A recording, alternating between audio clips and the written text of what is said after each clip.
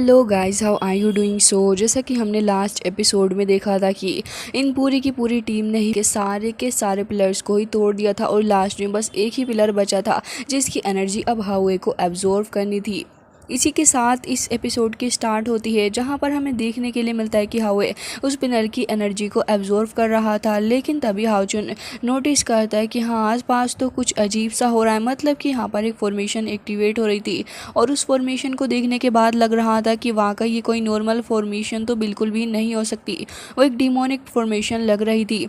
जिसके बाद हम देखते हैं कि लिंसिन बाकी सारे लोग ये कह रहे होते हैं कि अरे देखो, वो फॉर्मेशन गायब हो गई, मतलब कि हमने कर दिखाया, हमने उन सारे के सारे स्नेक डीमन क्लेन के लोगों को मार है, जिससे कि इस ट्राइब के लोग भी काफ़ी ज़्यादा खुश नज़र आ रहे थे। हालांकि इसके बाद हमें दिखाया जाता है उस एल्टर के नीचे जहाँ पर एक स्नेक क्वीन मौजूद थी और उसे इस बात पे बहुत ही ज़्यादा गुस्सा आ रहा होता है कि सारे के सारे पिलर्स तोड़े जा चुके हैं और अब एक लास्ट ही बचा है जिसके अंदर वो मौजूद थी। और साथ ही वो कह रही होती है कि ह्यूमंस, इन्हें मैं कभी भी नहीं छोड़ूंगी, इन्होंने मेरे साथ बहुत ही ज़्यादा गलत किया है। हालांकि दूसरी साइड हम चेरी चैन को देखते हैं जो कि कह रही थी कि हाउचुन, हमने फाइनली कर दिखाया, ये पूरी तरीके से हो गया है। जिसके साथ ही वो खुश हो रही थी और कह रही थी कि देखो, हमारी नेक के ऊपर जो मार्क थे वो भी गायब हो गए हाउचुन। जिसके बाद सारे के सारे लोग यहाँ पर उसी मार्क को देख रहे होते हैं जो कि गायब हो गया था। तो हाउचुन भी समझ जाता है कि अभी जो कर्स था वो हट गया है और साथ ही हाउचुन अब शहर की तरफ को देखने लग गया था, क्योंकि इस बार इन दोनों ने काफ़ी अच्छा काम साथ में मिलकर किया। लेकिन दूसरी ओर हम उसी स्नेक क्वीन को देखते हैं जो कि फ़िलहाल होली स्पिरिट के सामने खड़ी थी और वो होली स्पिरिट की सारी पावर को गेन करना चाह रही होती है, जिसके चलते वो कह रही थी कि बस आधे ही घंटे के अंदर सब कुछ खत्म हो सकता है, मुझे इस होली स्पिरिट की सारी एनर्जी चाहिए। लेकिन उन लोगों ने इस एल्टर को ही डिस्ट्रॉय कर दिया तो फिर क्या होगा। मैं नहीं चाहती थी कि ऐसा कुछ हो और साथ ही वो ये भी चाह रही होती है कि ये जो कुछ भी हुआ है वो वापस से ठीक हो जाए, जिसके चलते वो गुस्से से बहुत ही ज़्यादा बौखला जाती है। जिसके बाद हमें देखने के लिए मिलता है कि वो अपनी डिमोनिक एनर्जी को भी रिलीज़ करती है, साथ ही वो अपने हाथ को काट लेती है और कह रही थी कि मैं इस चीज़ को कभी भी नहीं होने दूंगी, तो इन्हें नाकामयाब करने के लिए मैं खुद का सेक्रीफाइस भी करने के लिए तैयार हूँ। और साथ ही हमें देखने के लिए मिलता है कि जैसे ही उसने अपनी ब्लड ड्रॉप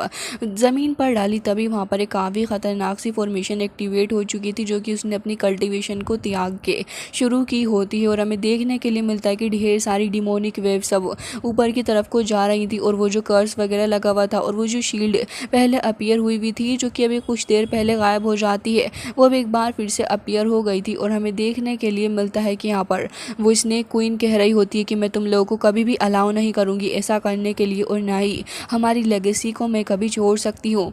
जिसके बाद हमें देखने के लिए मिलता है कि इस फॉर्मेशन का प्रकोप हर जगह ही फैल रहा था और इन सभी के ऊपर भी इसका इफेक्ट पड़ रहा होता है। जैसे जैसे इस फॉर्मेशन की चपेट में आते जा रहे थे, सभी की नेक के ऊपर मार्क दोबारा से अपीयर हो जाता और साथ ही स्नेक क्वीन कहने लग गई थी कि बस अब तुम्हें एल्डर के अंदर आना होगा और साथ ही तुम विटनेस करोगे सब कुछ। और हमें देखने के लिए मिलता है कि सारे के सारे सडनली गायब हो जाते हैं और एक काफ़ी ज़्यादा अजीब सी गहरी जगह पर चले जाते हैं।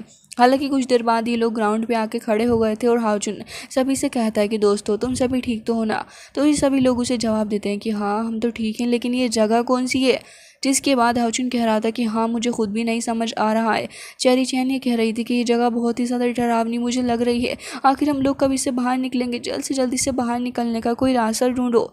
जिसके बाद हम देखते हैं कि हाउचुन कह रहा होता है कि अभी वो जो एल्टर था, मुझे तो लग रहा है कि हम शायद उस एल्टर से भी नीचे आ चुके हैं, क्योंकि अगर आंधुमरी का वो एल्टर डिस्ट्रॉय हो जाता तो शायद वो ऊपरी तौर पे होता, लेकिन ये कुछ और ही जगह है।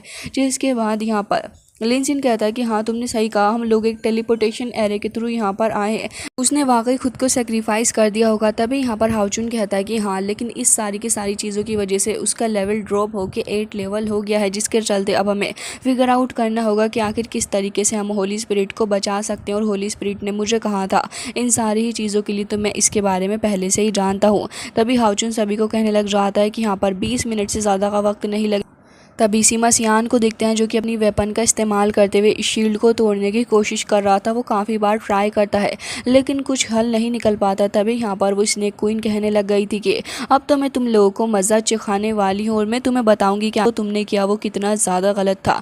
जिसके साथ ही हम देखते हैं कि यहाँ पर आसपास जो कुछ मौजूद स्टेटस थे उनके अंदर से रेड लाइटनिंग निकल रही थी, जो कि डिमोनिक एनर्जी को यहाँ पर रिप्रेजेंट कर रही होती है।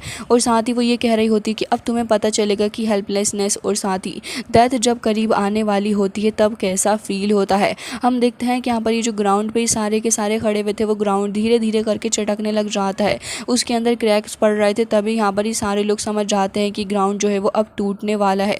और ऐसा वाकई होता भी है, क्योंकि धीरे धीरे करके जब वो पूरे तरीके से चटक जाता है तो ये लोग नीचे की तरफ को गिरने लगे थे।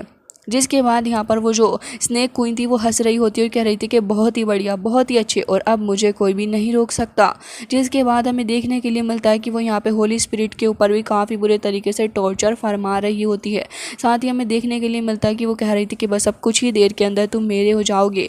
और हमें देखने के लिए मिलता है कि बेचारा होली स्पिरिट काफ़ी ज़्यादा स्ट्रगल भी कर रहा था। जिसके बाद हम देखते हैं कि ये तो यहाँ पर नाचने वाचने लग गई थी और साथ ही यहाँ पर खड़ी होकर उस सही वक्त का इंतज़ार कर रही होती है जब इस होली स्पिरिट को वो पूरे तरीके से अपने काबू में कर लेगी। हालांकि हमें देखने के लिए मिलता है कि बेचारी होली स्पिरिट काफ़ी ज़्यादा स्ट्रगल कर रही होती है, लेकिन इस स्नेक क्वीन को कहाँ यहाँ पर फ़र्क पड़ने वाला है, वो तो चुड़ैलों की तरह हंस रही होती है।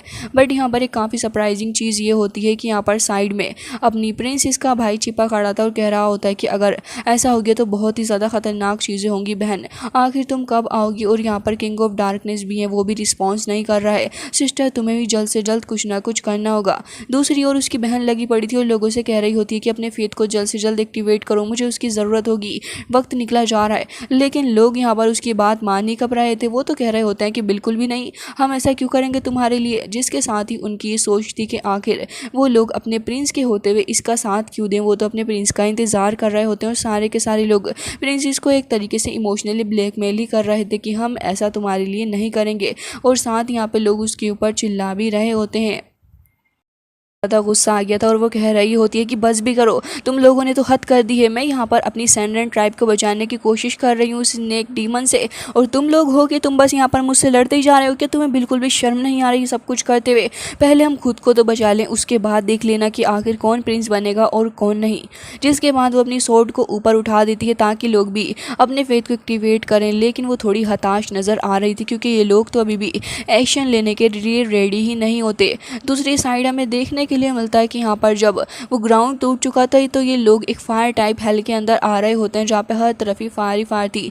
धीरे धीरे करके ये सभी एक खुद को बचाने की कोशिश कर रहे होते हैं, जहाँ पे सीमा सियान अपने वेपन का इस्तेमाल करते हुए लिनसिन को बचा लेता है। लिनसिन चेरी चैन का हाथ पकड़ने की कोशिश कर रहा था, लेकिन वो इतनी ज़्यादा डिप्रेस हो चुकी होती है कि वो काफ़ी ज़्यादा घबरा गई थी और वो यहाँ पर छूट जाती है लिनसिन के हाथों से। सभी लोग धीरे धीरे करके चट्टान वगैरह को पकड़ लेते हैं, बट लास्ट में जब चेरी चैन गिरने वाली थी तो फिर हाउ चुन ही खुद आगे जाता है और काफ़ी तेज़ी के साथ आगे बढ़ते हुए चेरी चैन को वो बचा लेता है।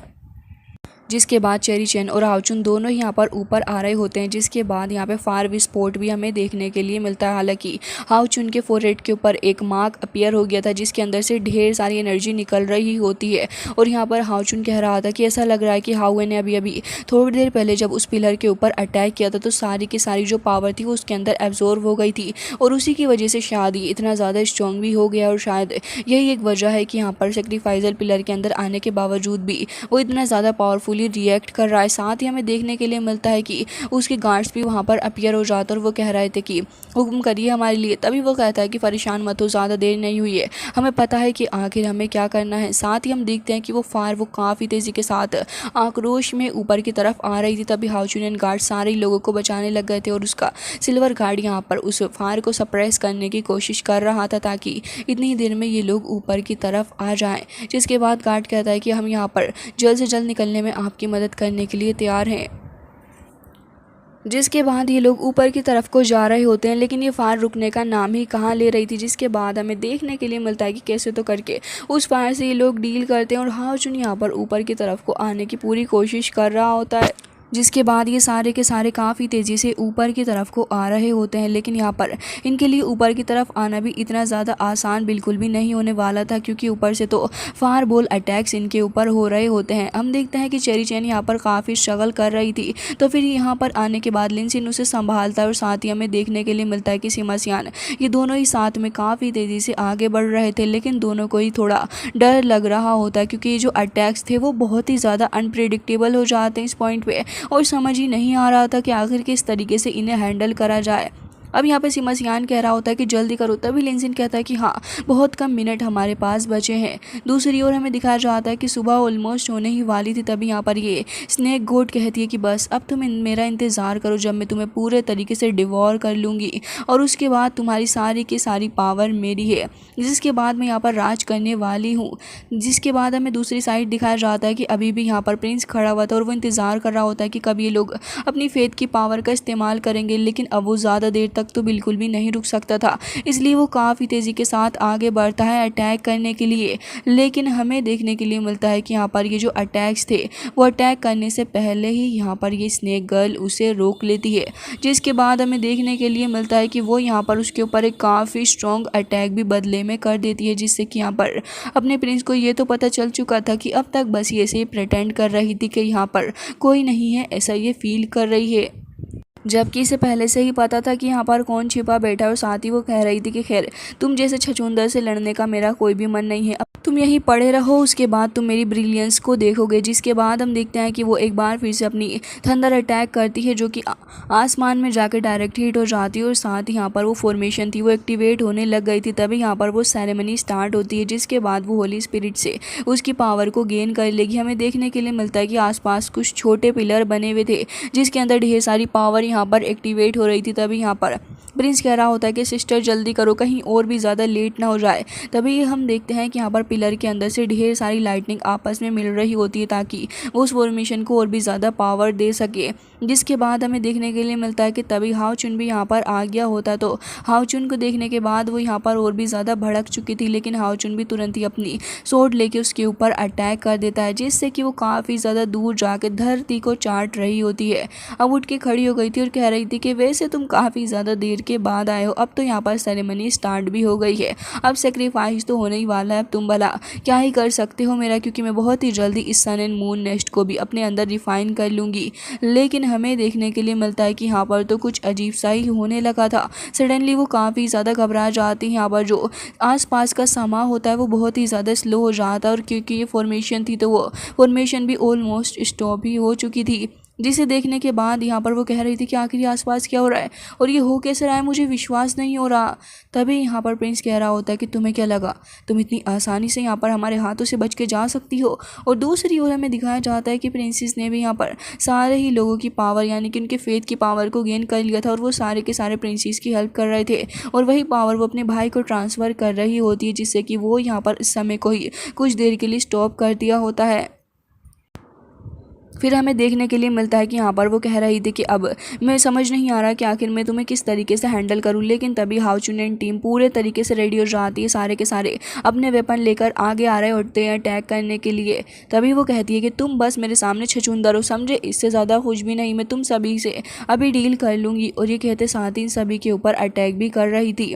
हालांकि यहाँ पे हमें देखने के लिए मिलता है कि सारे के सारे लोग इसके अटैक्स से बचते बचाते आगे की तरफ को जा रहे थे। तभी वो कह रही होती है कि सिर्फ 10 मिनट की बात है, उसके बाद तो वैसे भी ये सेरेमनी एंड होने वाली है, तो बस 10 मिनट तक ही तुम्हें झेलना होगा, उसके बाद तुम मेरा कुछ भी नहीं बिगाड़ पाओगे।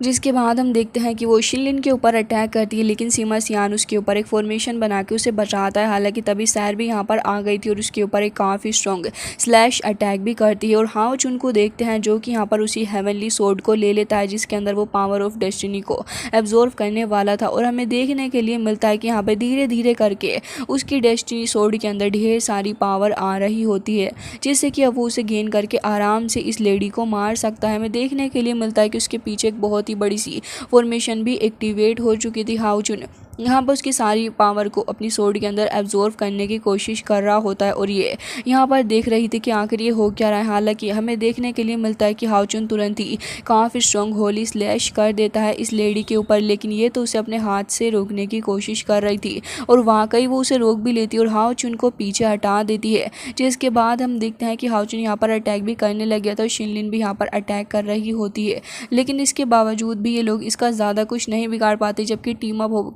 सारे के सारे ही इसके अगेंस्ट काम कर रहे थे, लेकिन फिर भी लग नहीं रहा होता कि ये लोग ज़्यादा कुछ बिगाड़ सकते हैं इस लेडी का। और साथ ही हमें देखने के लिए मिलता है कि वो अपने एक्सट्रीम प्रेशर को भी इन सभी के ऊपर रिलीज़ करती है और कह रही थी कि आज तो तुम सभी को यहाँ से ज़िंदा जाने नहीं दूंगी, तुमने मेरा प्लान ख़राब किया है तो इसके कॉन्सिक्वेंसेस तुम्हें भुगतने होंगे। और हमें देखने के लिए मिलता है कि सबसे पहले तो यहाँ पर ये प्रिंस के ऊपर ही अटैक करने वाली थी। हालांकि हमें देखने के लिए मिलता है कि होली डिवाइन पावर उसे बचाती और साथ ही सीमा सियान उसके ऊपर अपने वेपन से अटैक करता है। पीछे से सैर उसके ऊपर अटैक करने वाली थी, लेकिन वो अपनी टेल का इस्तेमाल करते हुए उसे पीछे हटा देती है। शिनलिन भी आ रही होती है अटैक करने के लिए, लेकिन इतनी देर में सीमा सियान का भेजा एक पिलर के अंदर जाके फिट हो चुका होता है और साथ ही यहाँ पर हाउचुन अब आगे बढ़ गया होता है। तो हमें देखने के लिए मिलता है कि हाउचुन अपनी पावर का इस्तेमाल करते हुए उसे पीछे हटा रहा था और सैर भी उसके ऊपर अटैक कर रही होती है, जिसके चलते वो कह रही थी कि मैं डेविल हूँ, समझे तुम लोग, और तुम्हें पता भी नहीं है मेरी पावर के बारे में, तुम्हें क्या पता कि डीमन गॉड होता क्या है।